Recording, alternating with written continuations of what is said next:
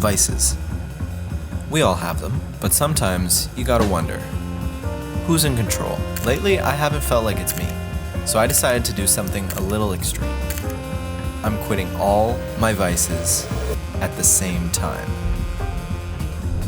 75 days of no alcohol, no caffeine or substances of any kind, no junk food, no TV, no social media. Wait, what? Now, a lot of these behaviors have calcified into habits over the course of years. Relying on willpower alone wouldn't be good enough. I needed a plan.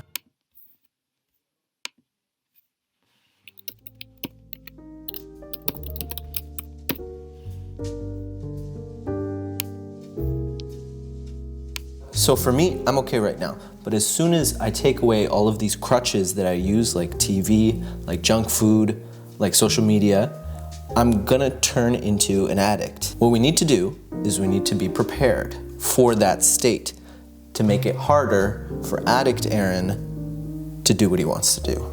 Because that's not what we want to do.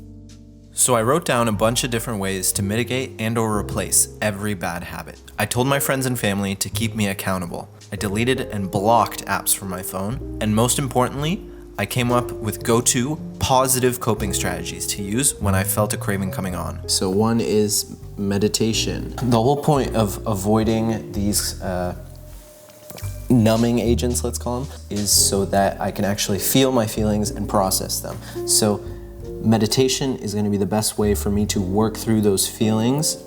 Journaling, that'll help. Same kind of thing, just get me to reflect, come into the moment, and wake up from the addict trance. Also, call somebody. Anyone. Somebody else is going to be able to give me perspective on my craziness and help me snap out of it. My family, my girlfriend, my friends, doesn't matter.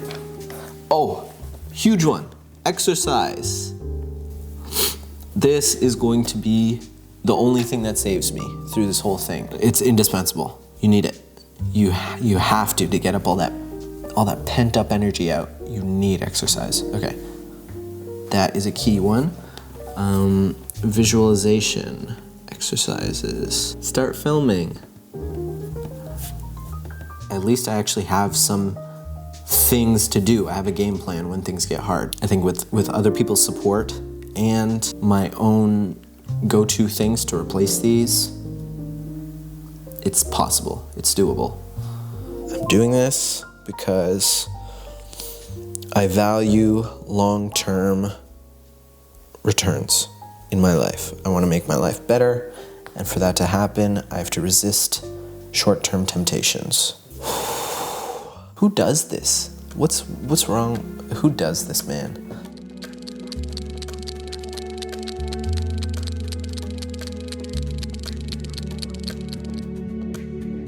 The first few weeks felt impossible. I was just pure rage and frustration inside. I couldn't sit still. I felt like my brain was itching for a hit of something, anything. Without my usual self-medicating, my anxiety was at an all-time high, and I was feeling the full effects. Every day felt like a battle in my own head.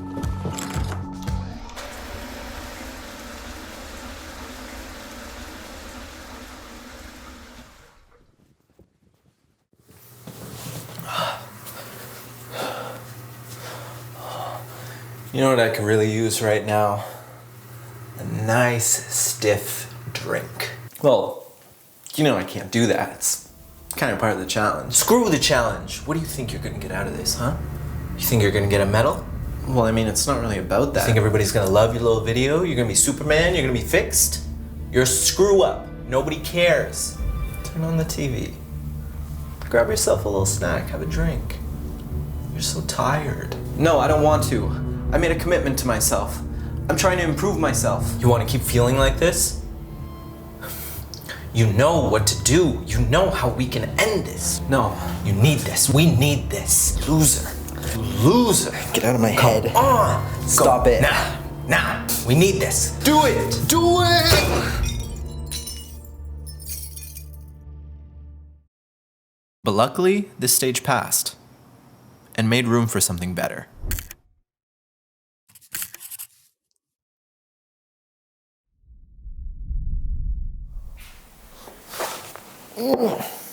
Hello. This is decaf, don't worry.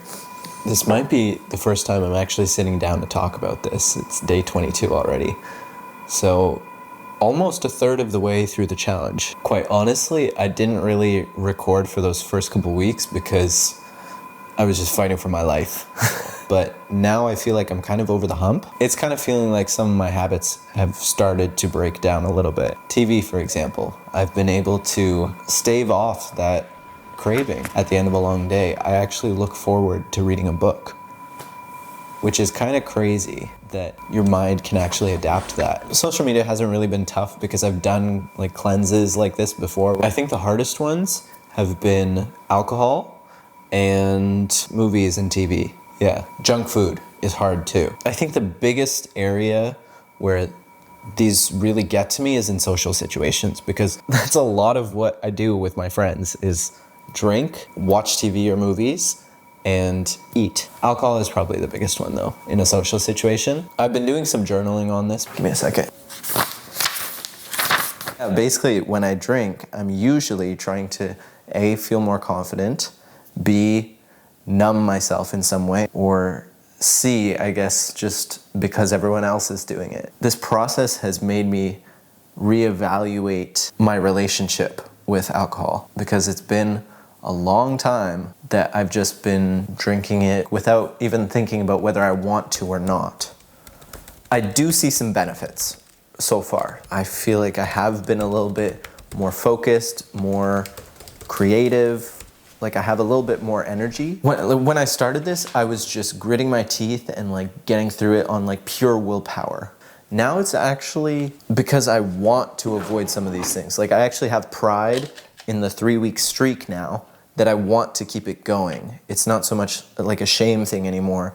I've also noticed, I still have to keep YouTube open to access because I make videos, so sometimes I have to upload, or I use tutorials to help with my design work. What's happened now that I've been off the platform for 3 weeks, YouTube knows exactly which creators I love, and every single recommended video is a banger. Like everything is from my absolute favorite creators because it's trying to suck me in so badly, and it's had time for content to accumulate. So it's just refining it down to the absolute best stuff for me. I can actually like assess my reaction to it and how I just want to like click on it immediately. Like I can feel the impulse and I don't have to act on it. This algorithm is trying its absolute hardest to suck me in, and I can still keep my composure.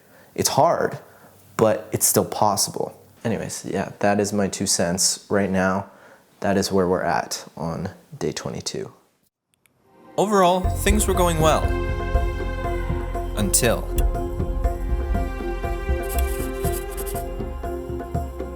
Christmas is such a beautiful time. Unless you're doing a challenge like this. I started this challenge on November 1st, not realizing just how terrible my timing was. Not sure if you've noticed, but during the holidays, all people want to do is eat desserts and drink. When I started, I didn't think I would last more than a few weeks at most. So when I found myself over a month into this thing, I knew there was no turning back. This time was a huge challenge for me.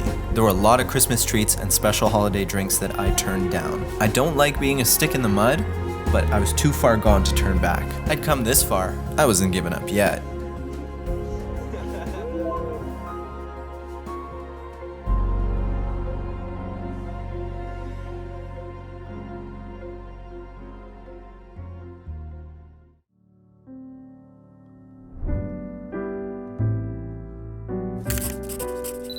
Somehow I made it past Christmas and spent the final 2 weeks of the challenge visiting my girlfriend in the US.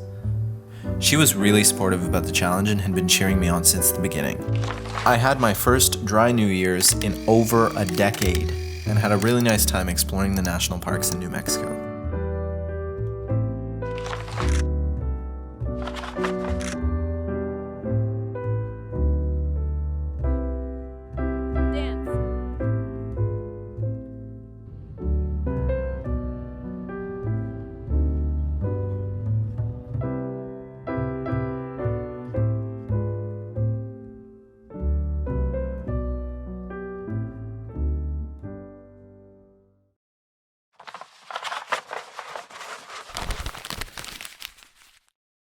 So in the interest of being transparent, I wanted to confess something.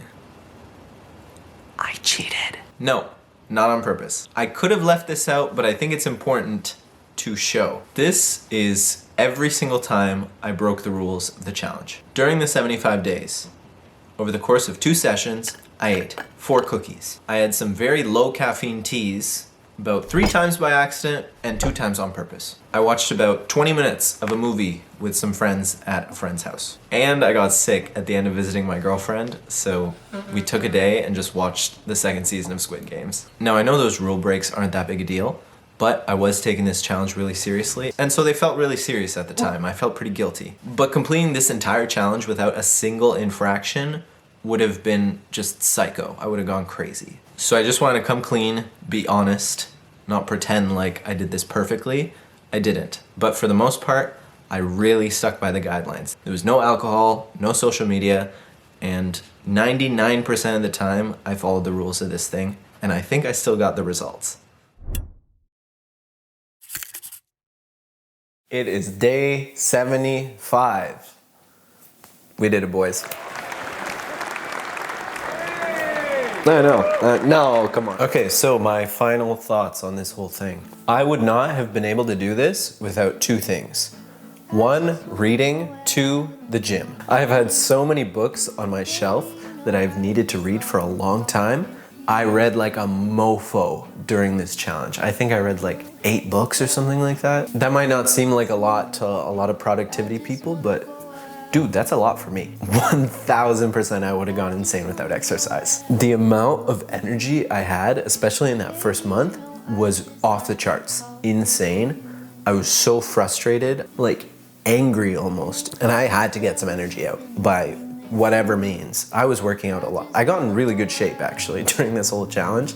I might have been like battling demons inside, but I got in really good shape. That also was probably due to my restrictive diet. Like things just aligned with this, that like it or not, I was gonna get in good shape. I also noticed that my creativity really flourished during this challenge. It's really hard for me to get in the zone with like YouTube stuff or designing stuff sometimes, but without extra distractions and noise, there were a lot of times where I was so bored that I was like, hey, why don't I make something? Why don't I start editing? Why don't I start shooting something? A lot more ideas for YouTube videos were coming to me because I was leaving space for them to actually enter my brain. Okay, I'll say I am really, really proud of myself for doing this. This was an insane test of will. That being said, I would never do it again. Yeah, it was just way too extreme. Cutting out all of my vices at once, I felt like I had nothing to lean on. It was just a lot of frustration and gritting my teeth in the beginning to get through the day. But I mean, a milder version of this in the future does sound interesting. Now, what this challenge did really give me was more insight into what is actually adding to my life and what isn't. So for example, I didn't really miss like sitcom TV shows. They're just like a quick hit of dopamine that I can get when I'm tired after a long day. What I did really miss was like movies. I'm paying attention for a longer period of time. I'm admiring the shots, like trying to think about my YouTube stuff. There's just so much more that I gain from a movie than a TV show that I didn't really realize until I took a break from both. A lot of the other things that I took a break from, I also realized what the right balance amount for it is. The funny thing, so I've been drinking alcohol, having caffeine, and eating junk food for a long, long time. There's like a balance point I've always gone way beyond the balance point and had to bring it back and bring it back and bring it back. This is the first time I've actually gone below the balance point and experienced so little of it that I felt like, you know what, if I did this once a month, it would give me so much happiness with zero guilt at all. It just helped me realize that a lot of these things aren't evil, I just overuse them. And using them in the right amount would actually make me feel happy and add to my life.